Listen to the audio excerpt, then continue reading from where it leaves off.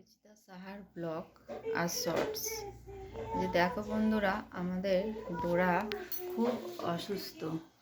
ডোরাকে নিয়ে আমাকে এখন রোজ হাসপাতাল আর ঘর করতে হচ্ছে, কারণ বাড়িতে ডাক্তার আনলে অনেক খরচার সাপেক্ষ, পারবো না। ওই জন্য বন্ধুরা হাসপাতালে নিয়ে চলে যাই। হাসপাতালের ডাক্তাররা খুব ভালো আর ওকে খুব ভালোবাসে। তাহলে চলো, ওর এখন না সেলাইন চলছে বন্ধুরা, এখন 3 দিন ওর সেলাইন চলবে।